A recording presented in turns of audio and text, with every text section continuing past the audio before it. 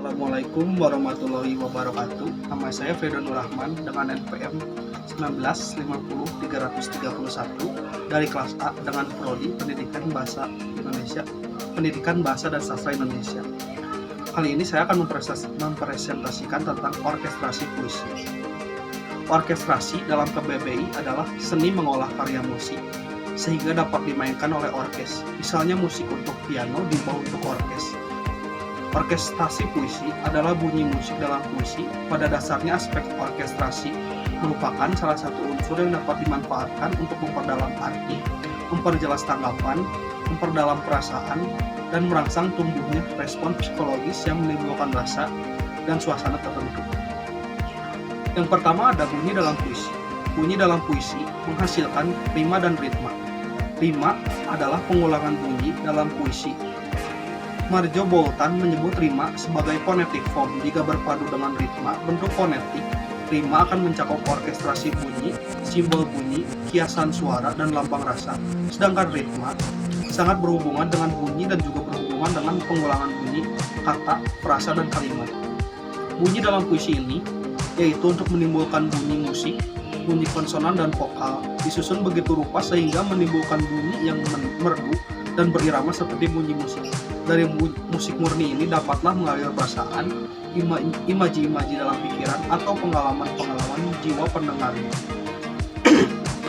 Yang selanjutnya ada kiasan bunyi dan rima. Bunyi yang dihasilkan oleh alat ucap manusia dalam puisi dimanfaatkan untuk peniruan bunyi onomatope, lambang bunyi, dan kiasan bunyi. Yang pertama ada onomatope, yaitu berarti tiruan terhadap bunyi-bunyi yang ada.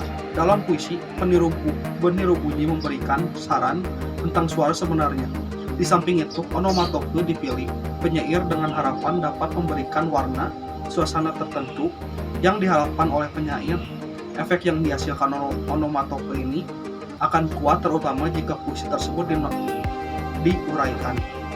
Yang kedua ada lambang bunyi. Lambang bunyi ialah bunyi-bunyi yang dihubungkan dengan suasana hati.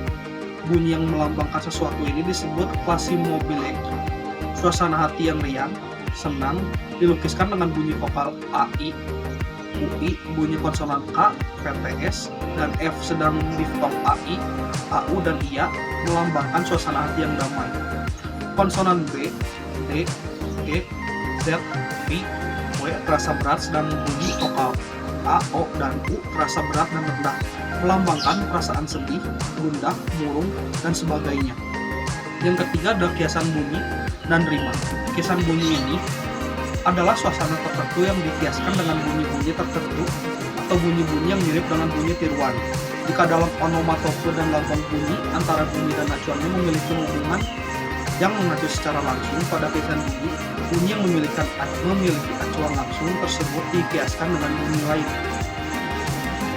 Yang selanjutnya ada aliterasi. Aliterasi ialah pengulangan bunyi-bunyi konsonan dari kata-kata yang berurutan. Aliterasi ini berfungsi menekankan kata-kata lepas dari hubungan semiotik biasa. Selain itu, aliterasi ini menekankan struktur ritmik sebuah lari dan memberikan tekanan tambahan pada kata-kata yang bersangkutan. Yang kedua ada asonansi.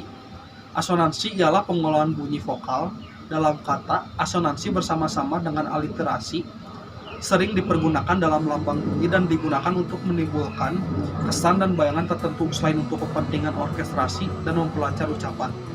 Yang ketiga ada rima akhir. Rima akhir ialah persamaan bunyi yang terdapat pada setiap akhir baris. Rima akhir ini dalam pengertian lama disebut sebagai sajak. Rima akhir ini memiliki nilai puitis jika di dalamnya memiliki daya yang kuat untuk menimbulkan pengertian atau suasana tertentu dan hakikat puisi. Sebuah teks puisi biasanya dibagi menjadi menurut bait-bait dengan jumlah bait yang tetap. Fungsi bait ialah membagi teks atas bab-bab pendek. Persamaan bunyi pada akhir setiap baris yang memola pada setiap bait membantu mempertegas atau memperkuat susunan tematik sebuah puisi, di samping berfungsi untuk menghubungkan antara baris satu dengan baris lainnya. Yang terakhir ada irama puisi.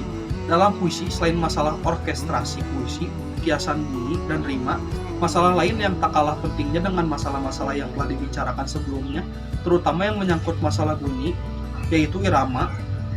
Sebetulnya irama dalam puisi hampir sama dengan irama dalam musik.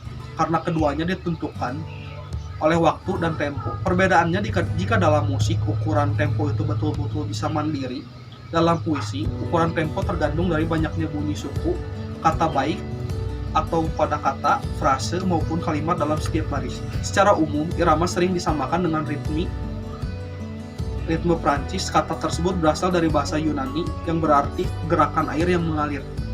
Irama diartikan sebagai alunan yang terjadi karena perulangan dan pergantian kesatuan bunyi dalam arus panjang pendek bunyi. Jadi dapat kita ketahui pergantian kesatuan bunyi dalam arus panjang pendek dan memiliki keteraturan. Ketiga ciri tersebut pada akhirnya membentuk alunan merdu, indah, dan enak didengar dan menimbulkan suasana tertentu. Menurut Pradoko, ada dua macam bentuk irama, yaitu ritme dan metrum. Ritme adalah pengulangan baik pada kata, frase, maupun kalimat yang teratur. Sedangkan ritme dibentuk dengan cara mempertentangkan atau mengganti bunyi tinggi, rendah, panjang pendek, dan keras atau lemah. Sekian presentasi oleh saya. Mohon maaf bila ada kekurangan. Wassalamualaikum warahmatullahi wabarakatuh.